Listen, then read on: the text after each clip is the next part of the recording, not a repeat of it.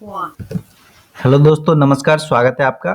इस वीडियो में हम देखेंगे पीसीएस के लिए, यूपी पीसीएस के लिए टेस्ट सीरीज, जो कि आपकी आईएएस के लिए भी एक तरह से इम्पोर्टेंट है। तो दोनों ही एग्जाम में आपके काम आएगी और लगभग दोनों एग्जाम जून के आसपास, मई जून में होंगे। लगभग जून में वो आईएएस का तो होना ही है 18 जून को, लेकिन पीसीएस का आपका 1 महीने पहले हो सकता है उससे। तो चलिए आइए स्टार्ट करते हैं। देखिए हमारा चौथा वीडियो है ये हमारा, और 3 वीडियो इससे पहले आ चुके हैं, और जिन्होंने नहीं देखे हैं आपकी एंड में स्क्रीन पर आ जाएंगे, देख लीजिएगा। और डेली वीडियो प्राप्त करने के लिए आप सब्सक्राइब कर सकते हैं, जिससे आपके पास डेली वीडियो आ जाएंगे। तो चलिए स्टार्ट करते हैं। देखिए 19वीं शताब्दी में भारत में किसान आंदोलन के संदर्भ में निम्नलिखित कथनों पर विचार कीजिए। 19वीं सदी में जो किसान आंदोलन हुए थे उनके बारे में स्टेटमेंट दिए गए। उन्होंने जमींदारी प्रथा का विरोध किया था। दूसरा स्टेटमेंट है, उन्हें औपनिवेशिक व्यवस्था की पर्याप्त समझ नहीं थी। तो पहला स्टेटमेंट अपने आप में गलत है, क्योंकि विरोध नहीं किया था उन्होंने, लेकिन दूसरा जो है समझ नहीं थी, ये वाला ऑप्शन जो है सही है। तो आंसर केवल 2 है इसका। चंपारण सत्याग्रह के दौरान महात्मा गांधी इस निष्कर्ष पर पहुंचे कि यूरोपीय बागान मालिक खेतिहरों का दमन करने में सक्षम थे, क्योंकि सरकार इस मामले की उपेक्षा कर रही थी। जब उपेक्षा करेगी तो दमन करने की स्थिति में जब कोई शक्ति होगी तो वो अपने आप में उपेक्षा करने लग जाएगी। तो ये थोड़े से कॉन्सेप्चुअल क्वेश्चन है जो आपके लिए बहुत ही ज़्यादा लाभकारी होंगे। देखिए स्वदेशी आंदोलन के बारे में निम्नलिखित कथनों पर विचार करना है। पहला है, यह बंगाल तक सीमित था। दूसरा, इसने राष्ट्रीय शैक्षणिक संस्थानों की स्थापना को प्रोत्साहित किया था। तो आपको ध्यान में रहे कि ये बंगाल तक ही सीमित नहीं था, इसका व्यापक एक तरह से जन आंदोलन हुआ था और कई स्टेटों में ये हुआ था। उत्तर प्रदेश से लेके गुजरात तक और दक्षिण भारत में भी फैला था ये स्वदेशी आंदोलन। और तो इस वजह से पहला ये गलत हो जाता है स्टेटमेंट, दूसरा स्टेटमेंट बिल्कुल सही है। तो केवल आंसर 2 है इसका।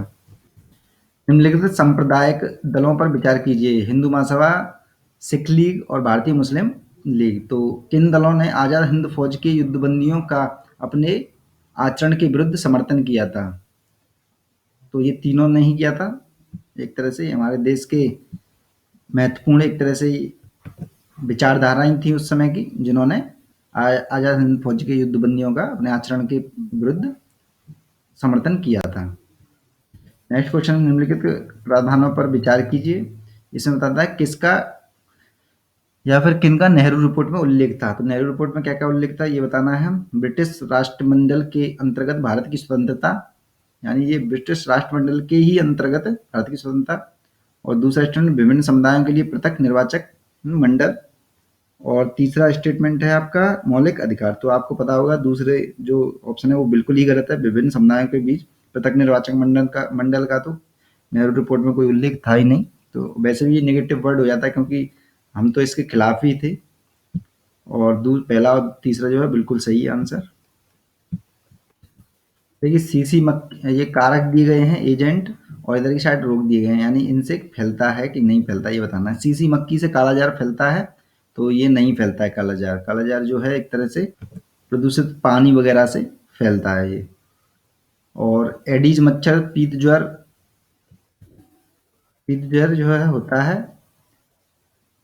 और बुचेरिया जो है हाथी पांव रोग हो जाता है बुचेरिया से।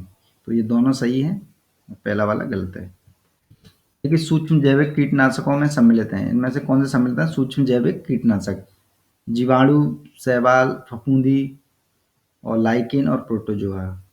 तो आपका जो है चौथा नहीं शामिल है। चौथे को छोड़ के बाकी के सब जीवाणु, शैवाल, फफूंद और प्रोटोजोआ जो है सूक्ष्म जैविक कीटनाशकों में सम्मिलित हैं। देखिए कैंसर कोशिकाएं सामान्यतः कोशिकाओं से भिन्न होती हैं, तो इनके ये सभी सही हैं, देख लेते हैं। ऐसे कई प्रकार के संकेतों में जो कोशिकीय वृद्धि और मृत्यु को नियंत्रण करते हैं। वृद्धिमान गति से ऐसे नियंत्रणों के प्रतिरोधी होने में जो सामान्य ऊतक का अनुरक्षण करते हैं, अपनी मूल कोशिकाओं की अपेक्षा अधिक त्वरित गति से विभाजित होने और अन्य कोशिकाओं के संकेतों पर कम निर्भर होने में।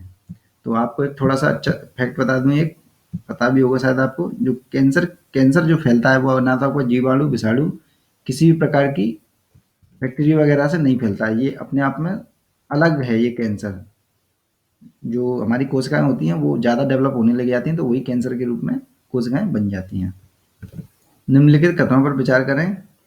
ओरोजेनिक बेल्ट हमेशा एक नकारात्मक गुरुत्वाकर्षण विसंगति है। दूसरा स्टेटमेंट, एक सकारात्मक गुरुत्वाकर्षण विसंगति अधातु अयस्कों का संकेत हो सकता है।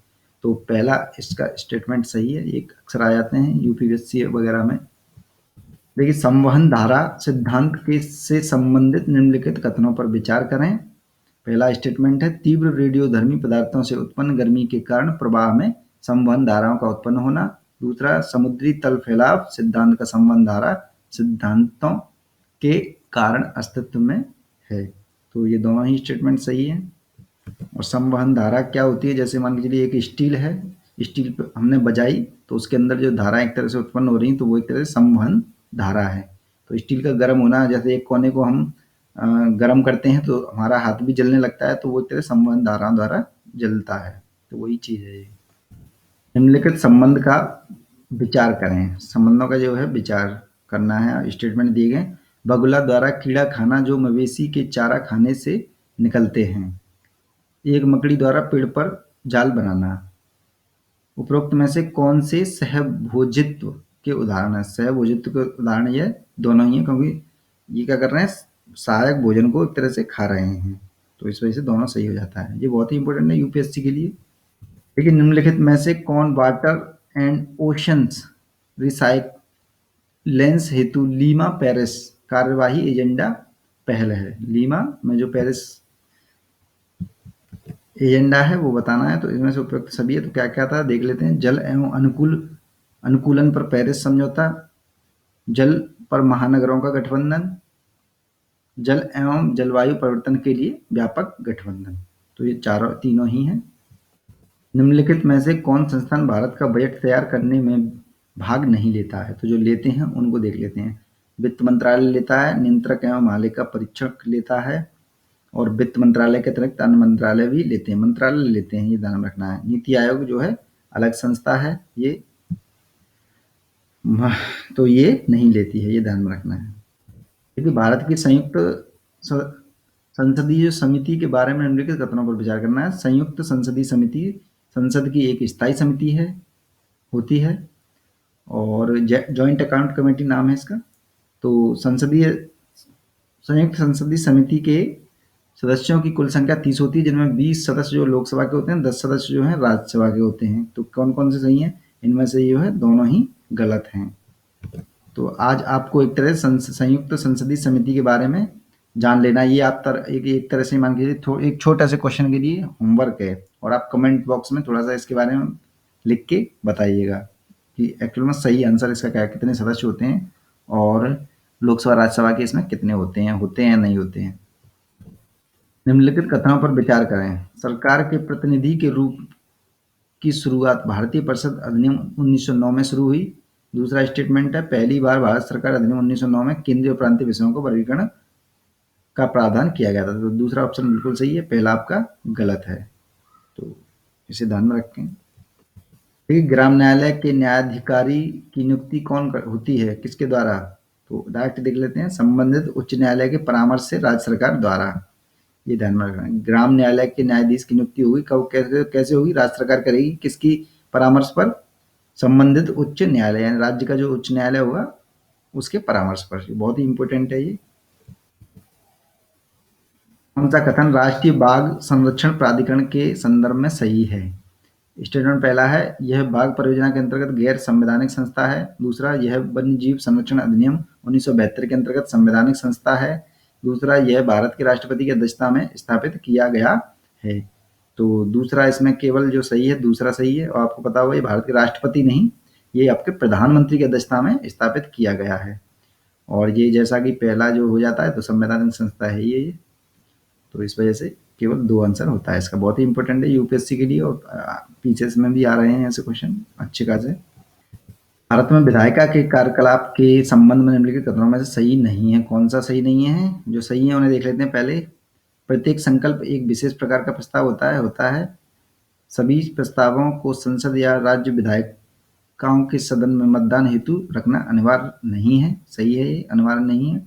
सभी संकल्पों को संसद या राज्य विधायकों के सदनों में मतदान हेतु रखना आवश्यक है, ये भी सही है। प्रत्येक प्रस्ताव एक विशेष प्रकार का संकल्प होता है, तो ये गलत